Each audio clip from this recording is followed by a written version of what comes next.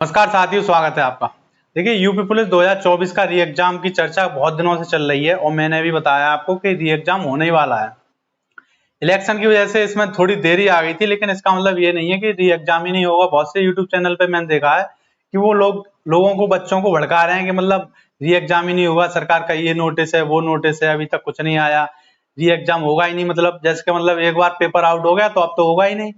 अरे आपको ये सोचना चाहिए कि UP triple S C R O उसकी परीक्षा आपकी जनवरी में हुई थी।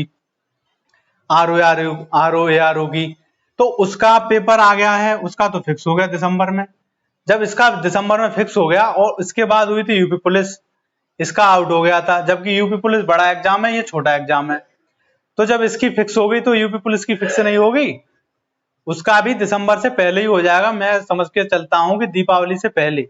लेकिन मैंने आपसे कहा था कि यूपी पुलिस का एग्जाम कब होगा।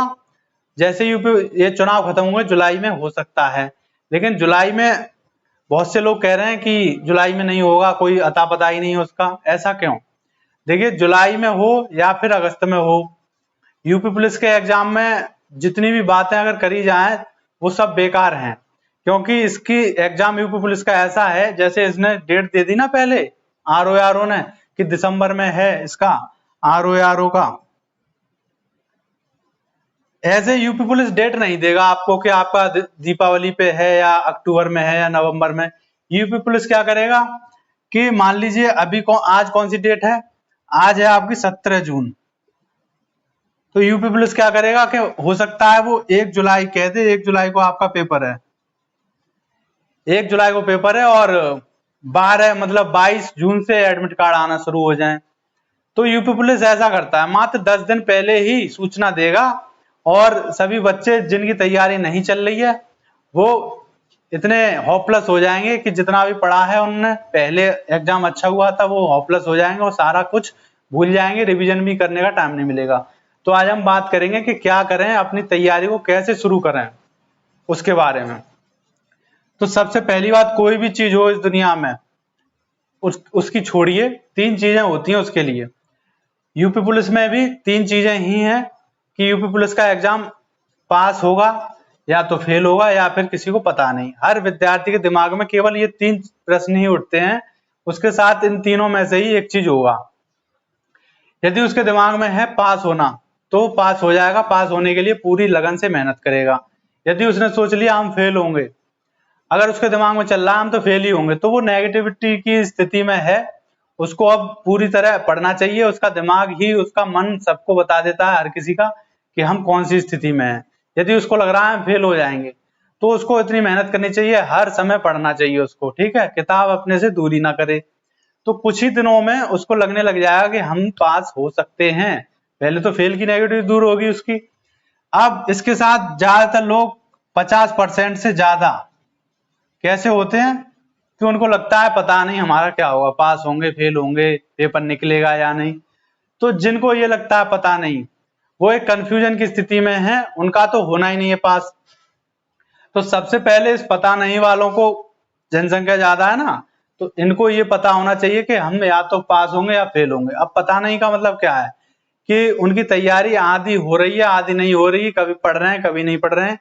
तो उन्हीं के दिमाग में ये क्वेश्चन आता है कि हमारा कुछ नहीं पता हमें कि हम पास होंगे या फेल होंगे, उन्हें अपनी तैयारी पे भरोसा नहीं है।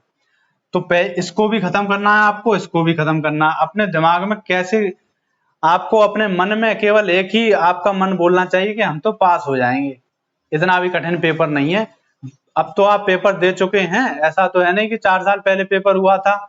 ये तो अच्छी बात है कि 2022-24 का पेपर आप दे चुके हैं और दोबारा से पेपर देंगे। आपको पता है पेपर वही आएगा, 90% पेपर वही आएगा, 10% टफ हो सकता है पहले से। वो भी इतने दिनों से अगर आप तैयारी कर रहे हैं तो इस 10% को भी आप आराम से निकाल लेंगे। अब सबसे बड़ी बात क्या है कि तैयारी कैसे करें, कौन सी बाधाएं हैं इस दुनिया में जो आपको ये तैयारी, इस पास होने से मतलब रोक रही हैं कि 100% हम कैसे पास हों, उसकी बात करते हैं।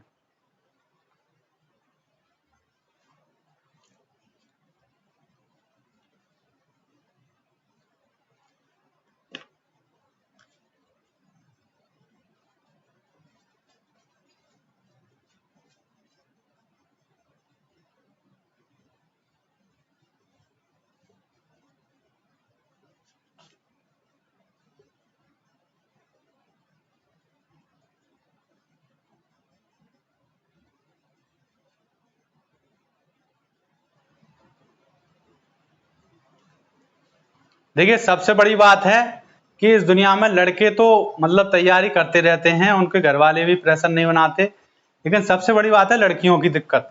उनमें क्या है कि उनके घर वाले शादी का प्रेशर बनाने लगते हैं कि इस साल तेरी शादी कर देंगे, उस साल अगले साल कर देंगे, जल्दी से पढ़ ले। तो एक तो दिमाग पे प्रेशर यही होता है उनके। तो मैं आपको क्लियर कर दूं, जितनी भी लड़कियां मेरी बात सुन रही हैं और यूपी पुलिस का तैयारी कर रही हैं या फिर किसी भी एग्जाम की तैयारी कर रही हैं, टीचिंग का कर रही हैं या फिर अदर स्टेट एग्जाम के, कि जब तक जॉब नहीं तब तक शादी नहीं। ये बात वो अपने दिमाग में बैठा लें कि आजकल का क्या है, आजकल नहीं बहुत दिनों से यही चल रहा है कि लड़कियों की शादी अगर बिना जॉब के हो जाए तो उनके ससुराल में कोई भी उनको इज्जत नहीं देता है जितनी उनको मिलनी चाहिए। लेकिन जॉब के बाद कोई भी उनसे कुछ नहीं कह सकता। इंडिपेंडेंट लड़की को कोई भी गुलाम नहीं बना सकता। इंडिपेंडेंट कैसे होंगी? जॉब लगा के। यदि आप पढ़ सकती हैं, आप पेपर से 10 नंबर दूर हैं या कोई आपने एग्जाम दिए हैं, आप होशियार हैं, आपको लगता है कि मैं पास हो सकती हूँ, तो आप तैयारी करिए और सीधे सीधे घर वालों से मना कर दीजिए, चाहे कोई रूठे या रोए, कि जब तक जॉब नहीं लगेगी शादी नहीं करूंगी। और शादी कब तक नहीं करेंगी? जॉब की उम्र ही कितनी होती है? ज्यादा 28 साल, 30 साल। तो यदि आपको लग रहा है कि मैं नहीं कर सकती तैयारी जॉब की, किसी लड़की को ऐसा लग रहा है कि मुझ पे पढ़ाई नहीं हो रही, तो वो शादी कर ले आराम से, कोई बात नहीं है। लेकिन आपको लग रहा है कि हाँ मैं पेपर निकाल लूंगी, मैंने जिंदगी भर इतनी मेहनत की है, इतनी डिग्रियां ली हैं, पूरी ग्रेजुएशन कर ली और यूपी पुलिस का एग्जाम पहले नहीं दे पाई, अब की निकाल लूंगी, इस बार भी नहीं दे पाई तो अगली बार निकाल लूंगी।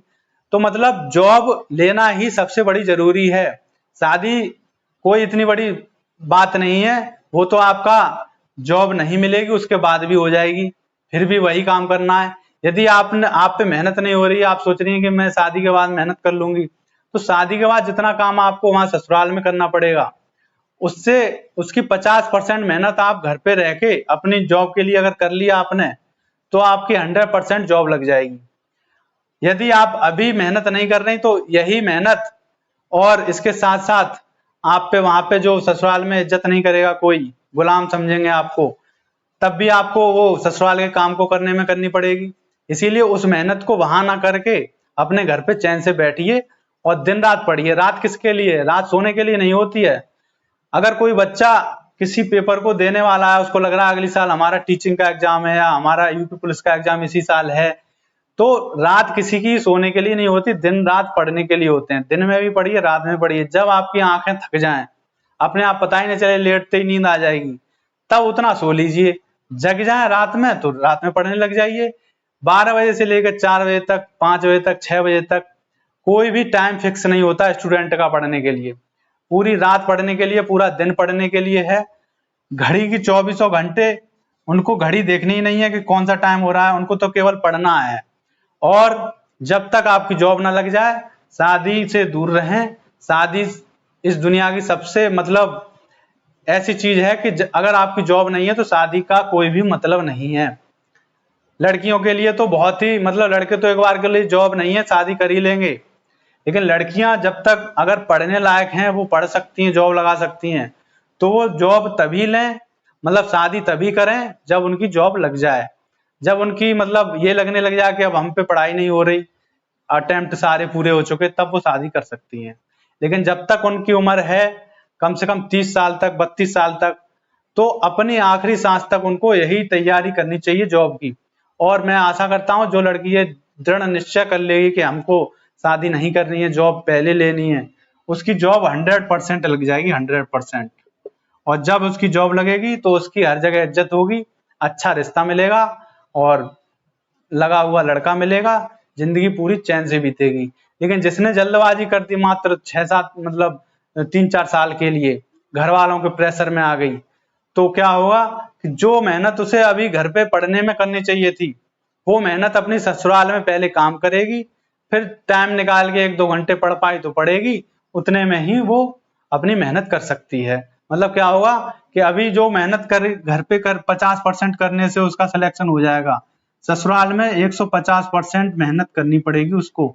100% काम की, 50% ये मेहनत की, तो ये होता है। तो इसीलिए आपकी जॉब सबसे ज्यादा इंपॉर्टेंट है लड़कियों के लिए। तो लड़कियां तो अभी से लग जाएं, दिन रात अपनी यूपी पुलिस की तैयारी करें, ना रात देखें ना दिन देखें, बस पढ़ना ही पढ़ना है, रात सोने के लिए नहीं होती, ये बात मेरी हमेशा याद रखना, पढ़ने के लिए होती है। और बहुत सी लड़कियां मैंने देखी है पूजा पाठ में अपना 1-1 घंटा बिता देती हैं, व्रत रहती हैं। जब शरीर में जान ही नहीं रहेगी, आप पढ़ कहां से लेंगी? एक दिन अगर किसी लड़की ने व्रत रख लिया सोमवार का, तो क्या होगा, पूरे दिन उसने खाना नहीं खाया, अगले दिन कमजोरी आएगी, उस दिन भी आएगी, उस दिन तो पढ़ाई होगी नहीं, कम से कम उसका 2-3 दिन असर रहेगा। तो सबसे बड़ा व्रत हर लड़की का यही है, कर्म। कौन सा कर्म? जॉब लेने का, पढ़ने का। ये कर्म ही आपका व्रत है। ये व्रत का मतलब क्या है कि हमने एक संकल्प ले लिया है कि इसको हम पूरा करेंगे। तो जॉब लेने का संकल्प ही आपका व्रत होना चाहिए। उस व्रत के लिए आपको क्या छोड़ना पड़ेगा? आपको सोना छोड़ना पड़ेगा, पढ़ना, मतलब शादी का जो घर वालों का प्रेशर है उसको तोड़ना पड़ेगा, क्योंकि व्रत में क्या होता है, छोड़ते हैं चीजें। तो एक तो शादी का प्रेशर छोड़ना पड़ेगा, घर वालों से लड़ना पड़ेगा। क्या आप किसी के दबाव धमकी में आके अपना व्रत तोड़ देंगी? जो आपने सोमवार का रखा है नहीं तोड़ेंगी। उसी प्रकार जब कोई घर वाले आपसे दबाव बनाएंगे कि शादी करो शादी करो, तो आप अपना व्रत जॉब वाला तोड़ देंगी कि मुझे जॉब चाहिए पहले? नहीं तोड़ सकती। तो व्रत आपका ये होना चाहिए कि मुझे जॉब लेनी है और पूरी जिंदगी सम्मान से रहना है, ठीक है। तो ये जो व्रत आप लेंगी, इस व्रत में क्या है कि भगवान अच्छे व्रत को ही व्रत मानते हैं। इस व्रत के रहने के लिए आपको खाना पड़ेगा डेली नियम से। व्रत आप शादी में जॉब लेने के बाद भी कर सकती हैं, शादी के बाद भी कर सकती हैं। एक बार जॉब लग जाए, मैं कह रहा हूं आप 7 दिन में 2 बार व्रत रहिए, फल खाइए, आपकी सेहत अच्छी रहेगी। अभी से व्रत रहने से क्या फायदा? अभी अगर व्रत रहेंगी तो ये जो मेन व्रत है आपका जॉब का, ये छूट जाएगा। इसीलिए मेरी बात अभी खत्म नहीं हुई है, वीडियो ज्यादा लंबा हो जाएगा।